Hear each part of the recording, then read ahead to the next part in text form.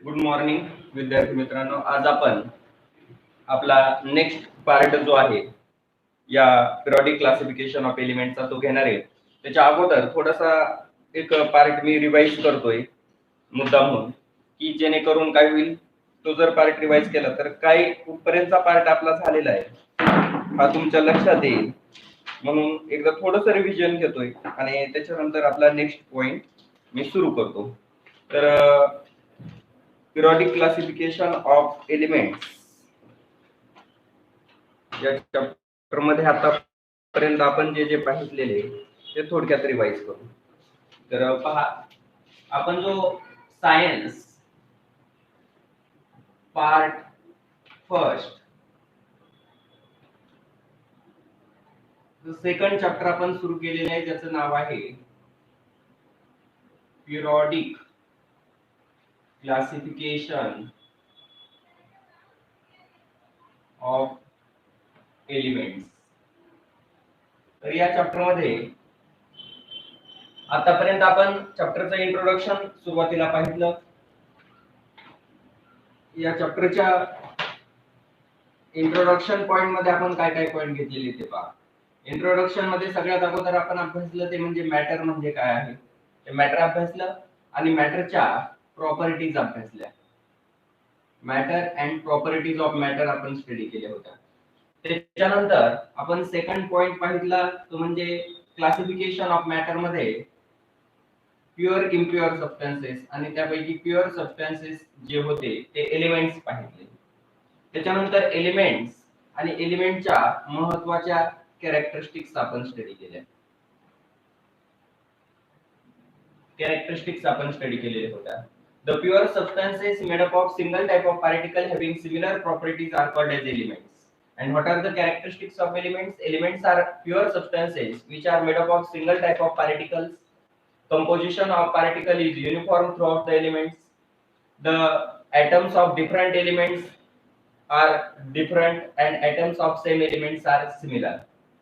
And when atoms of one element combines with or reacts with atoms of other element to form some compounds.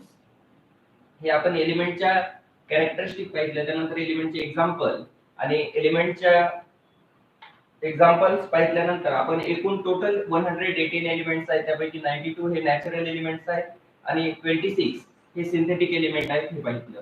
म्हणजे एलिमेंटचं introduction पाहिलं. एलिमेंटच्या introduction नंतर आपण एलिमेंटच्या क्लासिफिकेशनची आवश्यकता म्हणजे need of classification of element.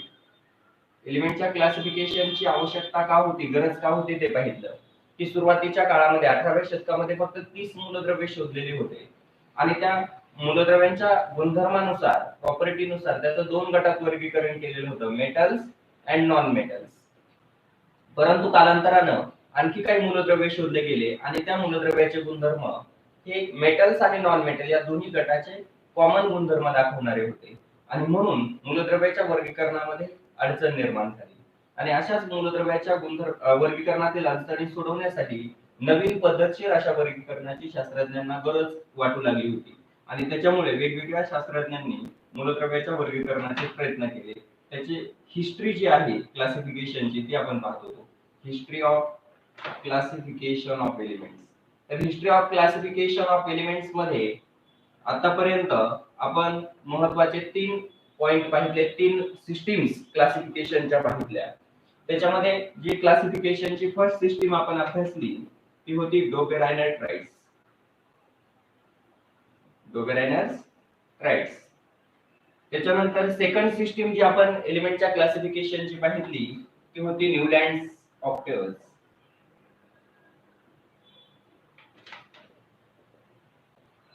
आणि third system जी होती ती आहे मेंडेलिव्हज periodic table.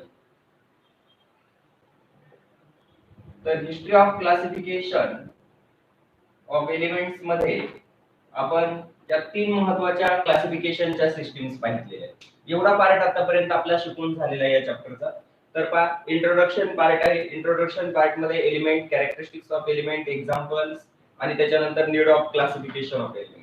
History of classification of elements मध्ये आपण डोबेरायनर ट्राइड्स पाहिले. त्याच्यामध्ये पाहिलं होतं John वोल्फगँग Dobereiner was a German scientist. He studied chemistry from Strasbourg University and pharmacy from Munich University of Germany. He worked as a professor of pharmacy and chemistry in University of Jena, and in 1829 he studied the properties of elements, and then he found that some elements having similar properties. He grouped the three elements having similar properties and named it triads. म्हणजे सुरुवातीला आपण Dobereiner यांचं introduction पाहिलं की Dobereiner हे एक German scientist होते. त्याच्यानंतर त्यांनी केमिस्ट्री आणि फार्मसी या दोन विषयांचं शिक्षण हे जर्मनीच्या स्ट्रासबर्ग आणि मंचबर्ग युनिव्हर्सिटी मधून घेतलं. त्याचबरोबर त्यांनी फार्मसी आणि केमिस्ट्रीचे प्राध्यापक म्हणून जेना युनिव्हर्सिटी मध्ये काम केलं, आणि जेव्हा ते जेना युनिव्हर्सिटी मध्ये केमिस्ट्रीचे प्रोफेसर होते तेव्हा त्यांनी 1829 मध्ये मूलद्रव्यांच्या गुणधर्मांचा अभ्यास केला होता. आणि मूलद्रव्यांचा गुणधर्मांचा अभ्यास केल्यानंतर त्यांच्या असं लक्षात आलं की त्यांना काही समान रासायनिक गुणधर्म असणारी मूलद्रव्ये आढळली, आणि असे समान रासायनिक गुणधर्म असणाऱ्या मूलद्रव्यांचे तीन मूलद्रव्यांचे त्यांनी गट तयार केले आणि त्या गटाला काय नाव दिलं? Tried. What is the triad? The group of three elements having similar chemical property. Similar chemical property असणाऱ्या तीन मूलद्रव्याच्या गटाला ट्राइड म्हटलं जातं. The group of three elements having similar chemical properties. In the triad, elements are arranged in increasing order of atomic masses. Dobereiner यांनी त्या tried मध्ये तीन मूलद्रव्याची arrangement ही atomic masses increasing order मध्ये केलेली होती. Then he also found one observation, that is, in a triad, atomic mass of middle element is approximately equal to arithmetic mean of atomic masses of other two elements. त्यांच्या असं लक्षात आलं की त्रिकामध्ये मधल्या मूलद्रव्याचं अणुवस्तुमान हे उरलेल्या दोन मूलद्रव्याच्या अणुवस्तुमानाच्या सरासरी एवढं असतं, आणि त्यांनी त्याला काय म्हटलेले? ट्राइड्स लॉ, म्हणजे त्रिकांचा नियम म्हटलेले. तर त्रिकांचा नियम ट्राइड्स लॉ काय सांगतो? In the tried atomic mass of middle element is approximately equal to mean of atomic masses of other two elements. Then tried चे आपण एक्झाम्पल्स पाहिले. ट्राइड चे एक्झाम्पल्स मध्ये आपण चार एक्झाम्पल्स पाहिलेले होते. Group of alkali metals, group of alkaline earth metal, group of chalcogens and group of halogens. तर याच्यामध्ये आपण त्या ग्रुपला डोबेरायनर ट्राइड्स का म्हटलेले? जसं की अल्कली मेटल मध्ये आपण पाहिलं lithium, sodium, potassium. Lithium, sodium, पोटॅशियमचा जो ग्रुप आहे अल्कली मेटलचा, त्याला डोबेरायनर ट्राइड्स का म्हटलं जातं? कारण त्यांच्या प्रॉपर्टी सिमिलर आहेत. त्यांच्यात कोणत्या प्रॉपर्टी सिमिलर आहेत आणि त्याला डोबेरायनर ट्राइड्स लॉ कसा उपयोग होतो त्याचं इलस्ट्रेशन देखील आपण पाहिलेलं होतं. आणि त्याच्यानंतर शेवटी या पॉइंट मध्ये आपण या डोबेरायनर ट्राइड सिस्टीमचे लिमिटेशन्स पाहिले. तर डोबेरायनर ट्राइडच्या लिमिटेशन्स मध्ये तुम्हाला सांगितलेलं होतं की system of triad was not useful. System of Dobereiner triad was not useful. Why? Because at the time of Dobereiner very few elements were discovered. डोबेरायनरने ज्यावेळी ट्राइड्स बनवले त्यावेळी अतिशय कमी मूलद्रव्ये शोधले गेले होते. And Dobereiner could not make the triads of all known elements. आणि त्या सर्व एलिमेंटचे डोबेरायनर ट्राइड्स बनवू शकलेला नव्हता. As well as all triads cannot obey the triads law. आणि जे ट्राइड्स बनवलेले होते त्यांना देखील ट्राइड्स लॉ, सर्व ट्राइड्सला ट्राइड्स लॉ ओबे होत नव्हता, आणि म्हणून ही सिस्टम ऑफ ट्राइड जी होती ती युजफुल ठरली नाही किंवा उपयोगी ठरली नाही. Then after the failure of Dobereiner triad, the scientist, English scientist John Newland or British scientist John Newland classified the elements. John Newland was the British scientist or British chemist. He was born in London and he studied the chemistry from Royal University. Then he studied the properties of elements, or he studied the elements and tried to classify them. तेव्हा त्यांनी एलिमेंटचा study केला आणि element classify करण्याचा प्रयत्न केला. John Newland worked as a analytical chemist. John Newland हे analytical chemist म्हणून काम करत होते आणि तेव्हा त्यांनी एलिमेंटचं क्लासिफिकेशन करण्याचा प्रयत्न केला. At the time of Newland, 56 elements were discovered. म्हणजे आपण सुरुवातीला न्यूलँड यांचं देखील इंट्रोडक्शन पाहिलं की न्यूलँड कोण होते, या सायंटिस्टचं ओळख करून घेतली, आणि त्याच्यानंतर एकूण शोधल्या गेलेल्या मूलद्रव्यांची संख्या ही न्यूलँडच्या वेळची किती होती?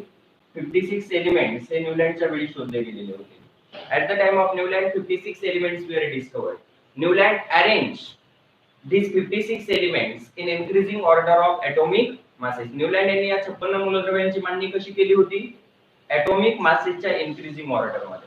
Newland arranged all known 56 elements in increasing order of atomic masses. Then Newland found that properties of every 8th element is similar to that of first element. की त्यांना प्रत्येक 8व्या मूलद्रव्याचे गुणधर्म हे पहिल्या मूलद्रव्याच्या गुणधर्मासारखे आढळले. हा झालं चालेल. हा इकडे लक्ष द्या. पहा the when the elements are arranged in increasing order of atomic masses, then properties of every 8th element is similar to that of first element. He state on the basis of this observation, he state the period one law known as Octave's law. या observation वरून न्यूलँड यांनी एक law state केलेला आहे ज्याला ऑक्टेव्हज law किंवा Newlands law in increasing order of atomic masses the properties of every 8th element is similar to the first element. Then we also see the Newland's table of the element and their limitations. आपण या point मध्ये Newlands table पाहिलं होता आणि त्याचे limitations देखील पाहिलेले होते. न्यूलँड्स टेबलचे जे काही लिमिटेशन आहेत किंवा न्यूलँड सॉफ्टवेअर सिस्टीमचे जे लिमिटेशन्स आहेत त्या लिमिटेशन्स मध्ये आपण फर्स्ट लिमिटेशन पाहिलं होतं की Newland could not arrange all known elements in his octaves table और according to the law of octaves. न्यूलँडला लॉ ऑफ ऑक्टेव्हस नुसार सर्वच एलिमेंटचं क्लासिफिकेशन करता आलेलं नव्हतं. That is law of octaves is not applicable after the calcium element. That is Newland could arrange the element only up to calcium. त्याचं जे first limitation होतं ते काय होतं? Newland could arrange element only up to calcium. After the calcium, every 8th element cannot show similar property to that of first. त्याच्यानंतर second limitations आपण न्यूलँड सॉफ्टवेअरचं असं पाहिजे तर Newland could arrange the elements in a table of 7/8, that is 56 boxes, but accommodate the positions of all elements. Newland's place the two elements in a same box. Example, cobalt and nickel, selenium and lanthanum. And there is no any provision for the undiscovered element or the elements which are not till discovered. जे शोधले न गेलेले मूलद्रव्ये, ज्या मूलद्रव्यांचा शोध लागलेला नाही अशा अनडिस्कवर्ड एलिमेंट साठी या न्यूलँड्स ऑक्टेव्हस टेबल मध्ये कुठल्याही प्रकारचं प्रोव्हिजन केलेलं नाहीये. त्याचबरोबर the elements having different properties are placed in a same group. Different property असणारे एलिमेंट देखील आपल्याला न्यूलँड ऑक्टेव्हस टेबल मध्ये सेम ग्रुप मध्ये पाहायला मिळतात. For example, iron is a metal. It is placed along with the oxygen and sulfur non-metal under the node T. While cobalt and nickel are metal and they are placed along with the halogens under the node DO. These elements having different properties are placed in a same group. Therefore, due to this such a limitations, Newland's octave system was not also useful for long time. Newland's octave system देखील जास्त काळासाठी उपयोगी ठरलेली नव्हती. त्याच्यानंतर after the failure of these Dvořákites and Newland's octaves, the scientist Dmitry Mendeleev tried to classify the elements.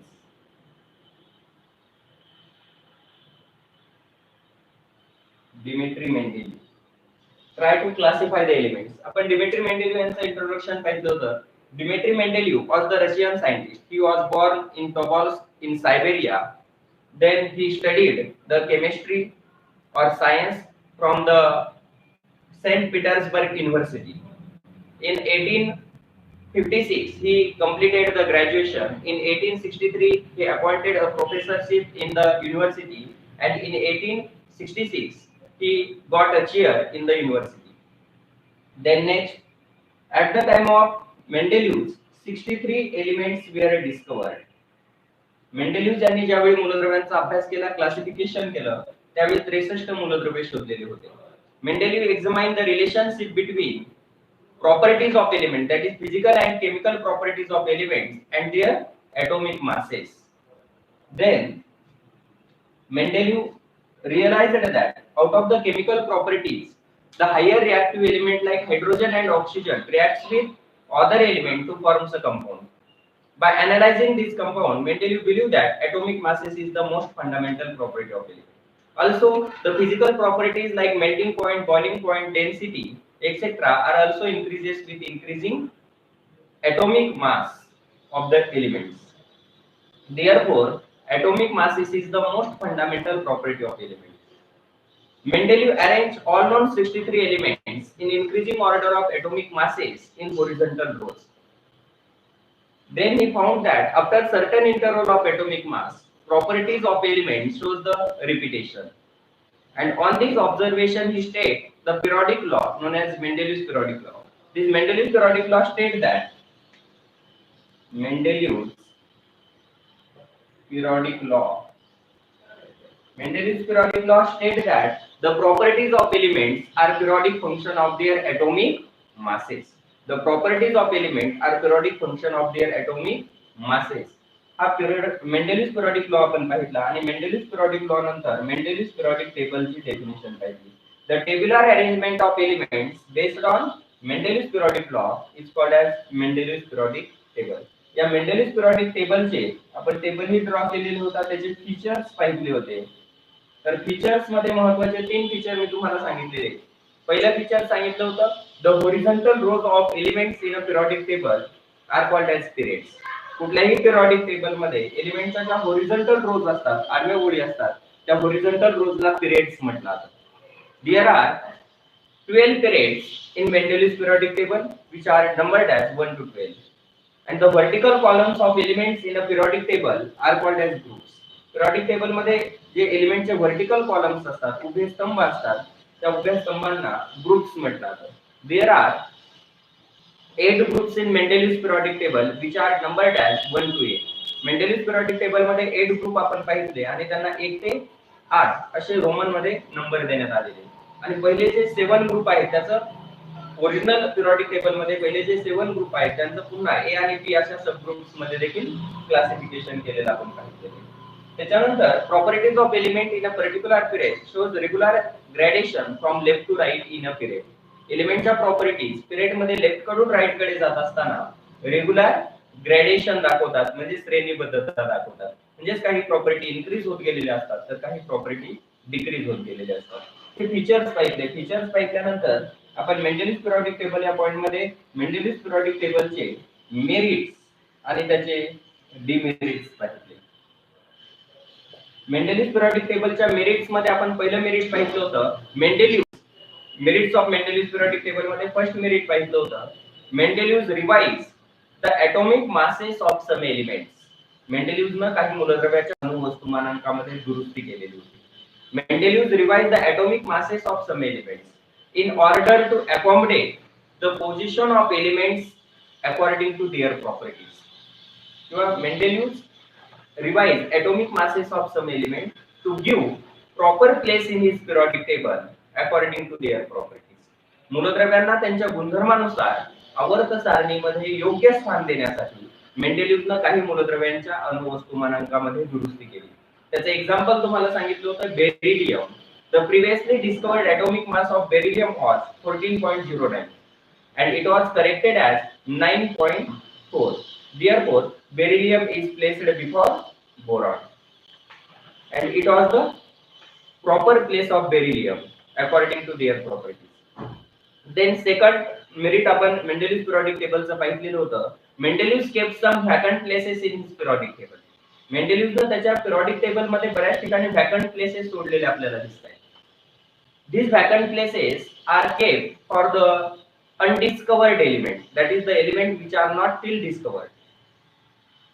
Three of them, for example, three of them are Eka boron, Eka aluminum and Eka silicon, having atomic masses 44, 68 and 72 respectively.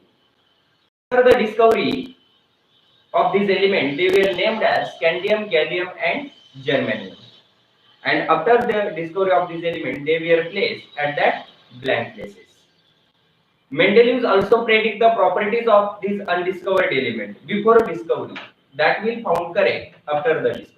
मेंडेलिव्हनं या predicted एलिमेंटच्या properties देखील डिस्कव्हरीच्या अगोदरच predict केलेल्या होत्या, ज्या discovery नंतर accurate ठरल्या. त्याचे example आपण एका अॅल्युमिनियम आणि गॅलियमचं पाहिलं होतं. एका अॅल्युमिनियम जो आहे त्या एका अॅल्युमिनियमचं ॲटॉमिक मास 68 होतं, गॅलियमचं ॲटॉमिक मास 69.7 होतं. त्याचबरोबर डेन्सिटी जी आहे एका अॅल्युमिनियमची ती मेंडेलिव्हनं प्रेडिक्ट केलेली होती 5.9 आणि ऍक्च्युअल जी गॅलियमची आहे ती 5.94 आहे.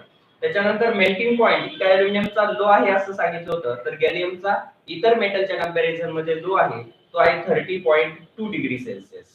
त्याच्यानंतर फॉर्म्युला ऑफ क्लोराईड एका अॅल्युमिनियमचा फॉर्म्युला ऑफ क्लोराईड पाहिला ECl3, तर गॅलियमचा आहे GaCl3. फॉर्म्युला ऑफ ऑक्साईड आपण एका अॅल्युमिनियमचा पाहिला होता E2O3 आणि गॅलियमचा आहे Ga2O3.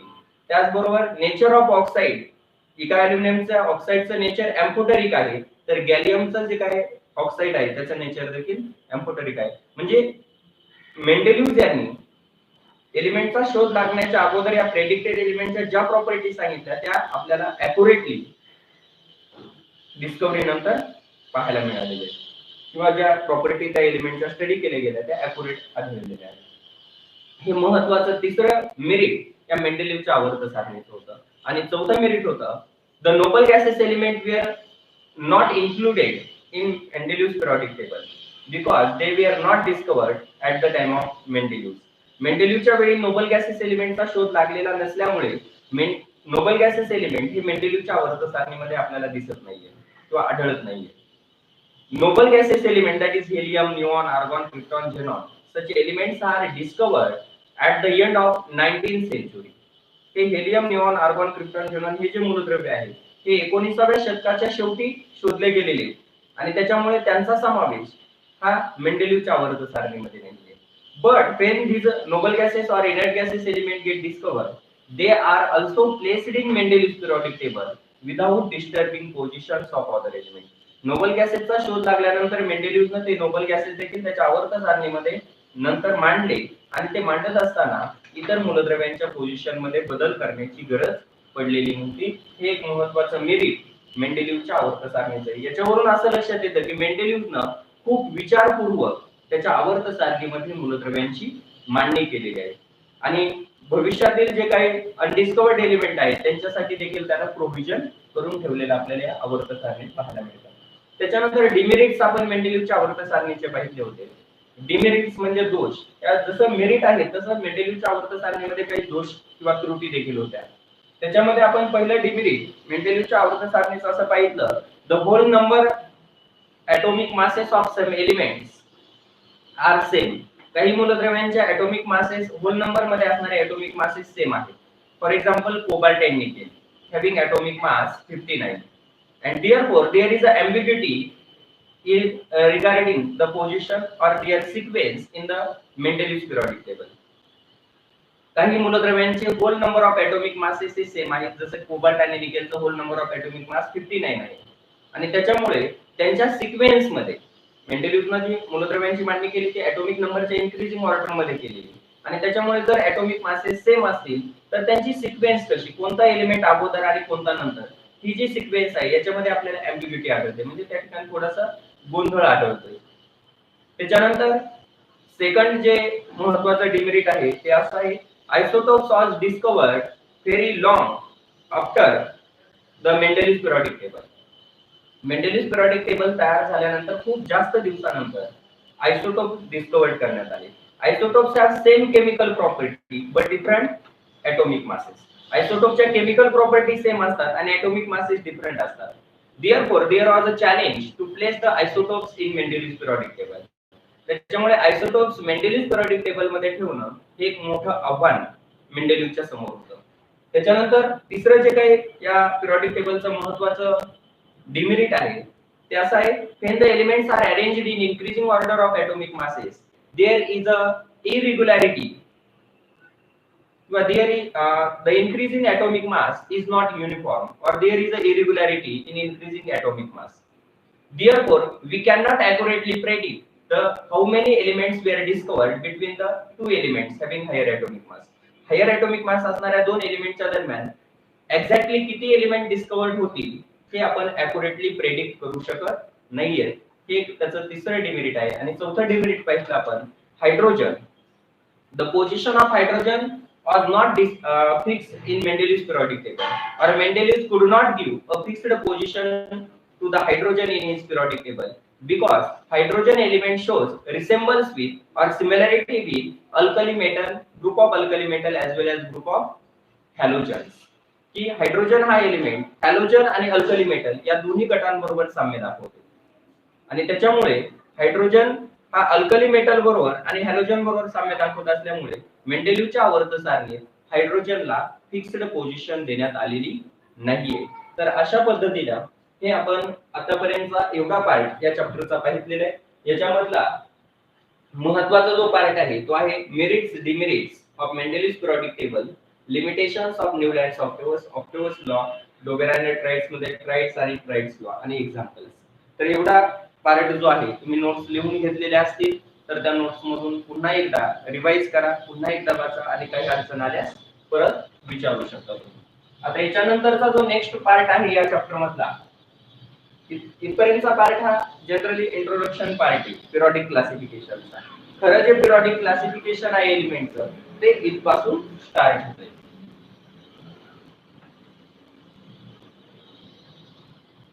तर नेक्स्ट पॉइंट आहे तो म्हणजे मॉडर्न पिरियडिक टेबल. त्याच्यानंतर आपल्याला आता सध्या सर्व ठिकाणी मूलद्रव्यांच्या अभ्यासासाठी जी आवर्त सारणी वापरली जाते, जो पिरियडिक टेबल वापरला जातो तो आहे मॉडर्न पिरियडिक टेबल. तो आपल्याला पाहिजे. आता हे तिन्ही सिस्टीम जे आहेत डोबेराने ट्राइड्स, न्यूलँड्स ऑक्टेव्हस, मेंडेलिव्ह पिरियडिक टेबल, त्या तिन्ही सिस्टीम आता सध्या वापरात नाहीयेत. सध्या वापरात एकच सिस्टीम आहे, एकच टेबल आहे, तो म्हणजे मॉडर्न पिरियडिक टेबल. याला long form of periodic table म्हणतात. मॉडर्न पिरियडिक टेबल किंवा long form of periodic table. तर मॉडर्न पिरियडिक टेबल ज्या सायंटिस्टनं पुटफोर्थ केलेला आहे ते सायंटिस्ट आहेत John न्यूलँड, sorry Henry Mosle.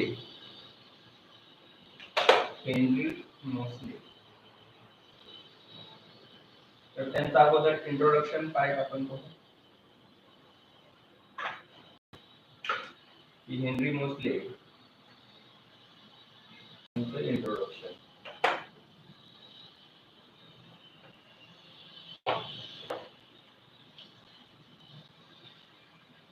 Henry Moseley.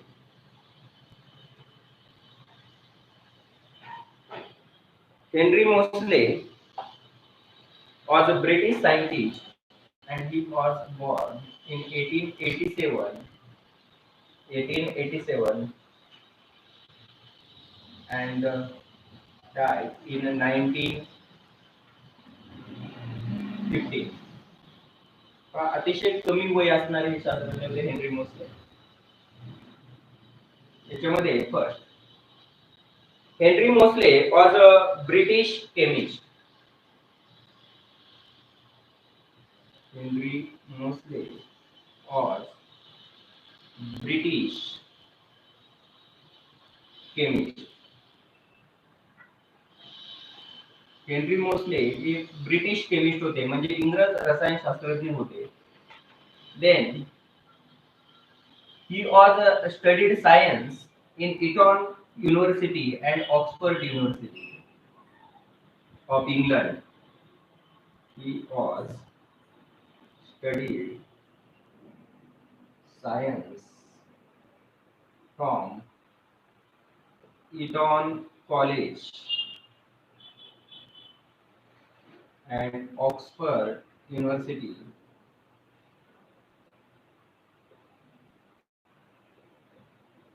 of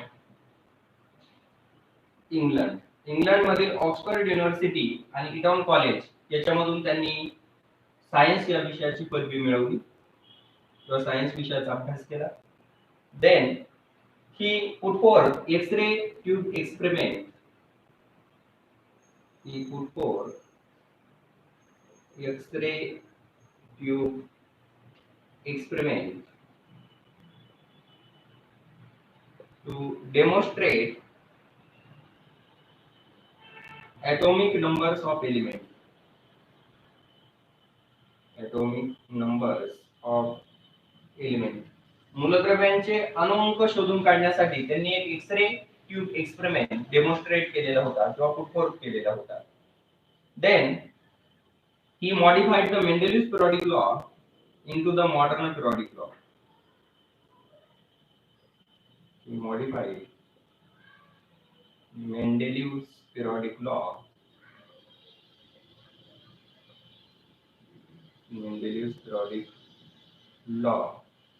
into modern periodic law.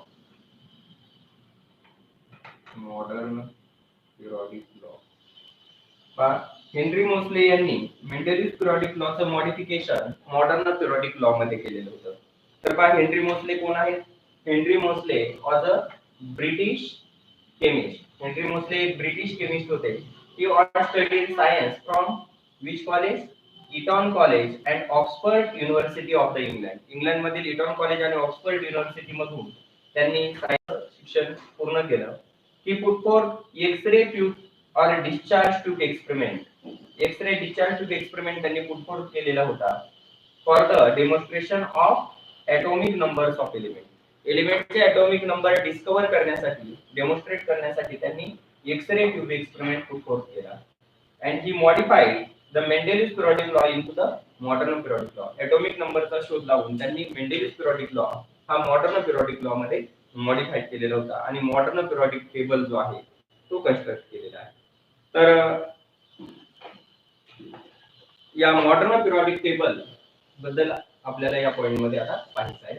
तर सुरुवातीला आपण हेनरी मोसले यांचं थोडक्यात इंट्रोडक्शन पाहिलेले. आता याच्यानंतर नेक्स्ट पॉइंट आहे तो म्हणजे मॉडर्न पिरियडिक टेबल. तर पहा in 19th century Henry Moseley perform X-ray tube experiment. At the time of Mendeleev, when Mendeleev make a periodic table or arrange the periodic table or classify the elements in the form of periodic table, then the scientific work is unknown about the interior of the atom.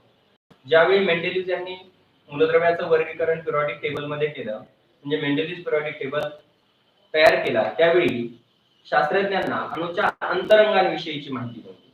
After the discovery of electrons, scientists try to study the relationship between electrons and atomic number. आणि ज्यावेळी इलेक्ट्रॉनचा शोध लागला 18व्या शतकामध्ये, इलेक्ट्रॉनचा शोध लागल्यानंतर शास्त्रज्ञांनी इलेक्ट्रॉन आणि ॲटॉमिक नंबर यांच्यात काय रिलेशन आहे ते रिलेशन अभ्यासण्यास सुरुवात केली. ते रिलेशन फाइंड आउट करण्यास सुरुवात केली.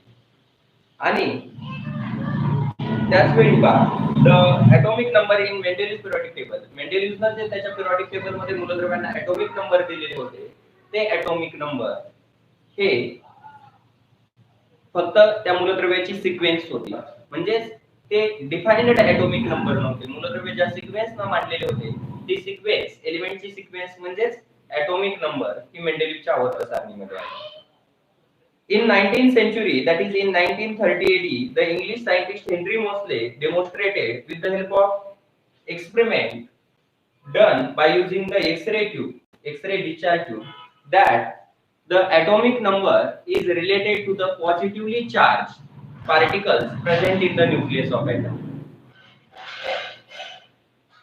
1913 मध्ये हेनरी मोसले यांनी X-ray discharge tube experiment perform केला आणि त्या एक्स-रे डिस्चार्ज ट्यूब एक्सपेरिमेंट मधून असं लक्षात आलं की अणूच्या आतमध्ये न्यूक्लियस मध्ये केंद्रकामध्ये जे पॉझिटिव्हली चार्ज पार्टिकल असतात, ॲटॉमिक नंबर हा त्या पॉझिटिव्हली चार्ज पार्टिकलशी संबंधित असतो. आणि त्याच्यातूनच हेनरी मोसले यांनी ॲटॉमिक नंबर डिफाइन केला. तो म्हणजे the number of positively charge particles that is protons present in nucleus of atom is called as atomic number. म्हणजे अणूच्या केंद्रकामध्ये जे पॉझिटिव्हली चार्ज पार्टिकल असतात ॲटमच्या न्यूक्लियस मध्ये, अगोदर अणूच्या अंतरंगांविषयीची माहिती 18व्या शतकामध्ये नव्हती. ज्यावेळी डाल्टन्सनं ॲटॉमिक थेरी मांडली, ज्यावेळी थॉमसननं ॲटॉमिक थेरी मांडली, तेव्हा थॉमसननं सांगितलं की ॲटम मध्ये निगेटिव्हली चार्ज इलेक्ट्रॉन्स असतात. त्याच्यानंतर रुदरफोर्ड यांनी ॲटमचं स्ट्रक्चर डेमॉन्स्ट्रेट केलं, न्यूक्लियसचा शोध लावला आणि त्याच्यानुसार त्यांनी सांगितलं की ॲटम मध्ये सेंटरला एक पॉझिटिव्ह चार्ज डेन्स कोर असतो. म्हणजे ॲटमच्या न्यूक्लियस मध्ये पॉझिटिव्हली चार्ज पार्टिकल्स असतात, ज्याला काय म्हटलं जातं, प्रोटॉन, आणि चार्जलेस पार्टिकल असतात न्यूट्रॉन. इलेक्ट्रॉन हे त्याच्या सभोवताली वेगवेगळ्या कक्षांमध्ये रिव्हॉल्यूशन करत असतात.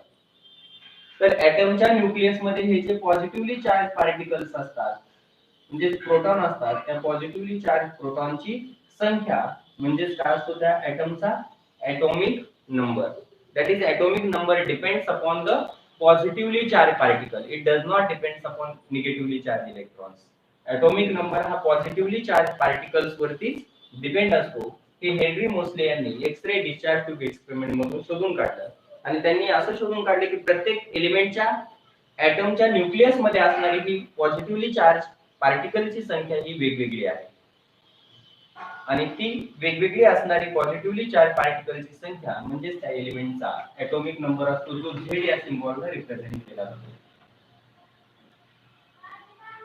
Atomic number represented by symbol Z. तर इथपर्यंतचा जो पार्ट होता हा मॉडर्न पिरियोडिक टेबलचा थोडक्यात इंट्रोडक्शन पार्ट होता. इथून पुढचा जो पार्ट आहे तो आपण डिटेल मध्ये घेऊ. हेनरी मोसले कोण होते आणि त्यांनी कोणता शोध लावला इथपर्यंतचा पार्ट आपण पाहिलेला आहे. की हेनरी मोसले एक ब्रिटिश सायंटिस्ट होते, केमिस्ट होते. त्याचबरोबर त्यांनी इटॉन कॉलेज आणि ऑक्सफर्ड युनिव्हर्सिटी मधून सायन्सचे शिक्षण मिळवले. त्याच्यानंतर आपण पाहिलं की त्यांनी एक्स-रे डिस्चार्ज ट्यूब एक्सपेरिमेंट हा ऍटॉमिक नंबरचं डेमॉन्स्ट्रेशन करण्यासाठी किंवा ऍटॉमिक नंबर डिस्कव्हर करण्यासाठी एक X-ray discharge tube experiment put forth केलेला होता आणि त्यांनी मूलद्रव्यांचे ऍटॉमिक नंबर शोधून काढले. इथपर्यंतचा पार्ट आपण पाहिला. मेंडेलिव्ह यांनी काय सांगितलेलं होतं की कोणत्या प्रॉपर्टीज ह्या एलिमेंटच्या फंडामेंटल प्रॉपर्टीज आहेत तर ऍटॉमिक मासेस मूलद्रव्यांचे ऍटॉमिक मासेस हे एलिमेंटच्या फंडामेंटल प्रॉपर्टीज रिप्रेझेंट करतात. तसं हेनरी मोसले यांनी सांगितलं की ऍटॉमिक मासेस हे फंडामेंटल प्रॉपर्टी नसून ऍटॉमिक नंबर या एलिमेंटच्या मोस्ट फंडामेंटल प्रॉपर्टीज आहेत आणि त्याच्यावरून त्यांनी मेंडेलिव्ह पिरियोडिक लॉ हा मॉडर्न पिरियोडिक लॉ मध्ये स्टेट केला. मेंडेलिव्ह पिरियोडिक लॉ काय होता? The properties of element, that is physical and chemical properties of elements, are periodic function of their atomic masses. Properties of element, that is physical and chemical properties of elements, are periodic function of their atomic masses. तर तो मेंडेलिव्ह periodic law Henry Moseley यांनी modern periodic law मध्ये modify केला तो असा. The properties of element, modern periodic law states that the properties of elements are periodic function of their atomic numbers. एलिमेंटच्या properties त्या त्यांच्या ऍटॉमिक नंबरचे काय असतात? पिरियोडिक फंक्शन्स असतात. हा मॉडर्न पिरियोडिक लॉ त्यांनी स्टेट केलेला आहे. And the tabular arrangement of elements based on this modern periodic law is called as modern periodic table. Modern periodic लॉच्या आधारे जी मूलद्रव्यांची टेब्युलर अरेंजमेंट केली जाते त्या टेब्युलर अरेंजमेंटला मॉडर्न पिरियोडिक टेबल म्हटलं जातं. तर मॉडर्न पिरियोडिक टेबल पर्यंतचा पार्ट आपला कंप्लीट झालेला आहे. आता याच्यानंतर structure of modern periodic table आपल्याला पाहायचं. मॉडर्न पिरियोडिक टेबलचं आधुनिक आवर्त सारणीची रचना कशी आहे ती रचना पाहायची. त्याच्या अगोदर मॉडर्न पिरियोडिक टेबलला long form of periodic table देखील म्हटलं जातं. Why the modern periodic table is called as long form of periodic table? In modern periodic table, elements are arranged in increasing order of atomic numbers. Modern periodic table मध्ये मूलद्रव्यांची मांडणी ही कोणाच्या increasing order मध्ये केलेली? Atomic नंबरच्या increasing order मध्ये केलेली. In modern periodic table, elements are arranged in increasing order of atomic numbers of the elements. The properties of elements can be predicted more accurately with the help of periodic table based on this atomic number. Atomic number वरती आधारित असणारा जो periodic table आहे त्या periodic टेबलच्या मदतीने आपण एलिमेंटच्या properties काय करू शकतो? मोर accurately predict करू शकतो. Properties of element can be predicted more accurately with the help of periodic table based on the atomic numbers. And therefore this modern periodic table is called as long form of the periodic table. आणि त्याच्यामुळे modern periodic table ला long form of periodic table म्हटलं जातं.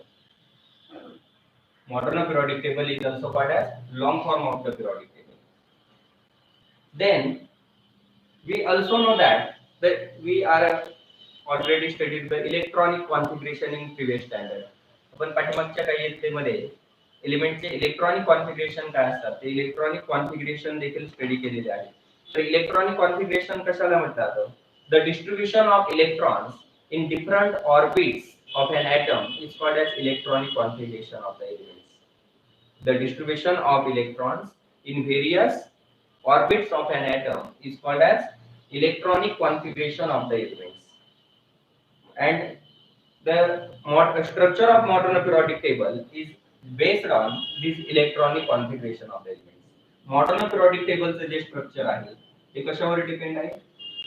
Structure of modern periodic table based on the electronic configuration of the element. Modern periodic टेबलचं structure हे एलिमेंटच्या electronic configuration वरती अवलंबून आहे. इथं महत्त्वाचं लक्षात ठेवा की मॉडर्न पिरियडिक टेबलला long form of periodic table का म्हटलं जातं की मॉडर्न पिरियडिक टेबल मध्ये मूलद्रव्याची मांडणी ही ॲटॉमिक नंबरच्या इन्क्रीजिंग ऑर्डर मध्ये केलेली, त्याचबरोबर त्या ॲटॉमिक नंबर वरती आधारित असणारा जो पिरियडिक टेबल आहे त्याच्या मदतीने आपण मूलद्रव्यांच्या प्रॉपर्टीज त्या मोर ॲक्युरेटली प्रेडिक्ट करू शकतो, सांगू शकतो. आणि म्हणून या मॉडर्न पिरियडिक टेबलला long form of periodic table म्हटले. आणि त्याची रचना ही कशावर अवलंबून आहे? एलिमेंटच्या इलेक्ट्रॉनिक कॉन्फिगरेशन वरती अवलंबून असते. आता याच्यानंतर मॉडर्न पिरियडिक टेबलचं स्ट्रक्चर आहे त्यासाठी आपल्याला पिरियडिक टेबल ड्रॉ करायचं आहे. तर मॉडर्न पिरियडिक टेबलचं स्ट्रक्चर आणि पिरियड्स ग्रुप्स त्याचा पुढचा भाग जो आहे तो आपण उद्याच्या लेक्चर मध्ये घेऊ. तर इथपर्यंतचा पार्ट जो आहे तो तुम्ही कंप्लीट करा आणि जो मॉडर्न पिरियडिक टेबल आहे तो तुमच्या वहीमध्ये ड्रॉ करायचा आहे. म्हणजे तुमचं स्ट्रक्चर तुम्ही जर पिरियडिक टेबल ड्रॉ केलेलं असेल तर स्ट्रक्चर तुमच्या सहजासहजी लक्षात येईल.